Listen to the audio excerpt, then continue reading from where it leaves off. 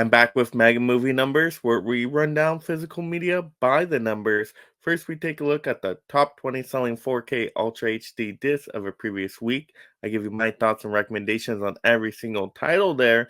And then we get into the market share breakdown, where we look at all the different disc formats you love to collect. DVDs, Blu-rays, 4Ks, see how well they're selling in comparison to one another. And then we talk about the state of physical media. How's physical media doing overall? Make some speculated guesses.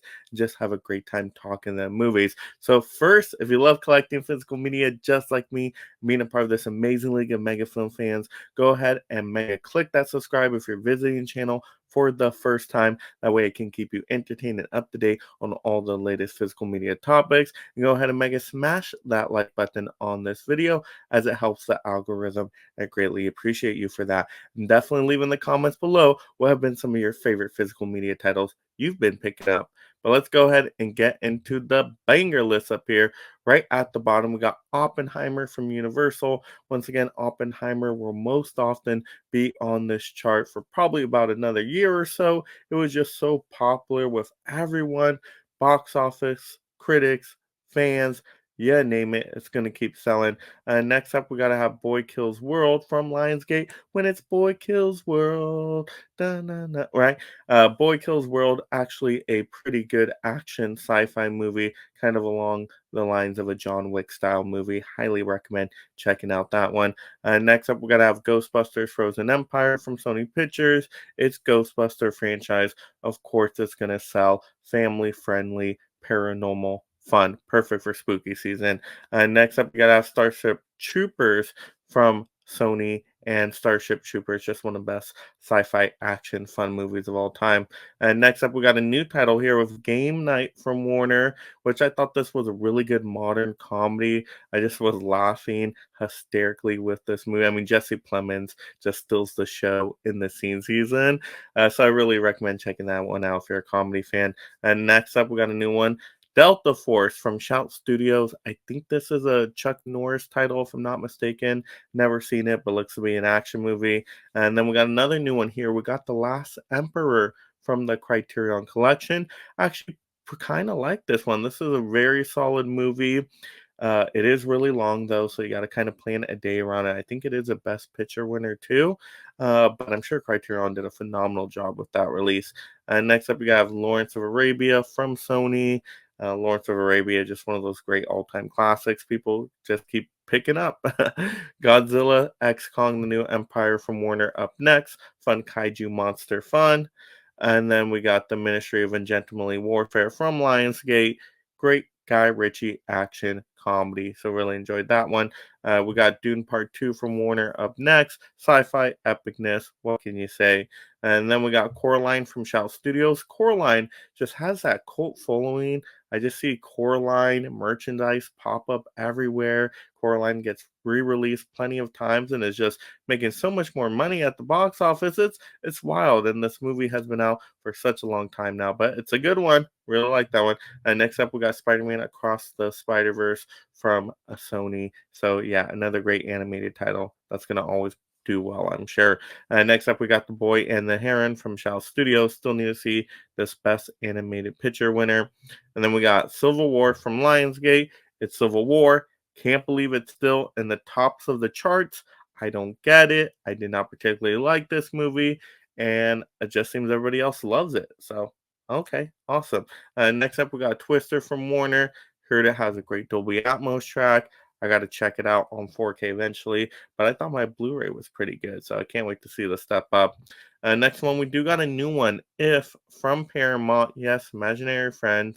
I thought this was a really good family movie when I saw it in theaters. I like the creature design here. Ryan Reynolds, you can't go wrong with.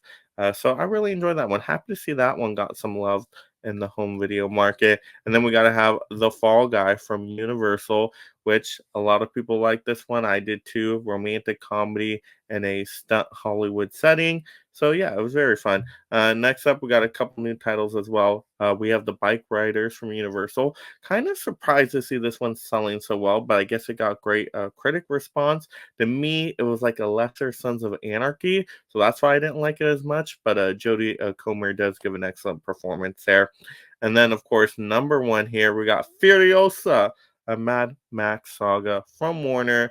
I really like this high octane action movie in theaters. I thought it was a blast. It got really wild in there. Chris Hemsworth, Anya Taylor Joy. I thought it was a great way to kind of continue this franchise of movies. So I really enjoyed that one and highly recommend it. I wish more people would have saw that one, but now you can pick it up on home video, of course. But there we go. That was the bangeriest list of the top 20 selling 4Ks from that week. Definitely some new titles in there, which is awesome. We're going to see how that affects the market share breakdown, but a lot of great new titles with Furiosa and If, and even the boutique labels getting in there, right? Criterion, the new Emperor, or the last Emperor, I mean, right? But that's awesome to see more new titles getting to the 4K ultra high definition format. But now let's talk about the market share. See how it's all impacted here. Of course, I'm going to bring up a couple of charts. Let's see. Let me bring up this one, and then I will bring up this one. Yay. Okay, so looking at the charts here, we do have 4Ks that got a big jump up. Yes, 18%. They were about 10 or so percent before. So once again, when you get new titles to the 4K format, they do sell, right? People hear good things with If, Bike Riders, the Fall Guy, and they just start selling the titles. And then, of course, Blu-ray got a little boost. Usually when 4K goes up a bit, Blu-ray will go up a bit because if somebody's not picking up the new movie on 4K, they're often picking it up on Blu-ray, at least for the hardcore collectors out there. We have DVD about 55%, right? Drop down from, getting close to high 60s right there, drop down to mid 50s. But DVDs, once again, still king. Casual audience gonna collect those. They see them on Walmart. There's a lot more titles that come out the DVD rather than the Blu-ray and 4K formats. So DVDs are going to keep selling as long as they keep making the DVDs. As simple as that. It would be interesting to see if, hey, they stopped making as much DVDs and just focus more on Blu-rays and 4Ks. Would Blu-ray and 4K sales go up a lot more? I don't know. It's all speculation. But there we go. Like I said, I think the new titles definitely help those high definition formats get a little bit of boost in that week. But now let's talk about just the state of physical media. How do we think physical media is doing overall? Some of the trends out there. We are now getting towards fall season here, and I bet you those spooky titles coming out from all those boutique labels are going to have a big impact on the 4K and Blu-ray format. Of course, you got your studio titles having a high turnaround with those theater releases. A few weeks later, boom, they're on physical media. Like I said, I just thought I saw the Fall Guy and If and Furiosa in theaters not too long ago, and now they're already on physical media to pick up for us collectors. Is that a good thing? Maybe for us collectors to get them, but then they're probably not doing that well at the box office. They're not staying that long in theaters anymore. And so we've seen theaters have been tipping those sales quite a bit. Yeah, we thought we had some hope with Inside Out 2 and Deadpool and Wolverine. The theaters seem to be back, but now I just think they're declining even more. So that means we'll probably get titles more to physical and streaming a lot faster. Is this great for the overall industry? I don't think so. Maybe great as a collector because then you get the movies at home in your collection faster, right? So pros and cons. How do we balance this all? That is an important question, but can't wait to see what happens in the fall season with these numbers. I think the numbers will go up as it gets colder out there. People are home more. They want to see movies at home.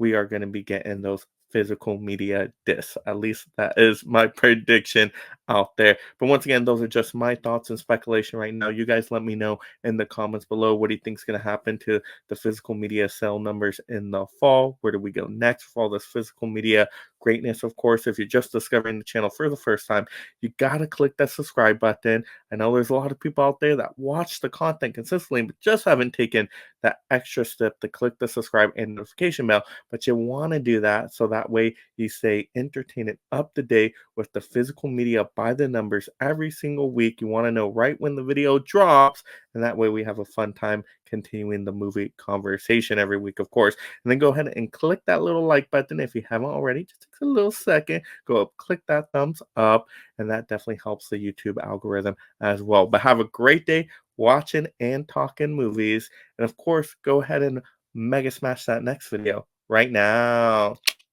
And thank you so much, my Mega membership supporters. If you love talking and collecting movies, consider joining the Mega League of Film Fans through memberships to support content creation while gaining access to perks like shoutouts, exclusive videos, and future topic choices.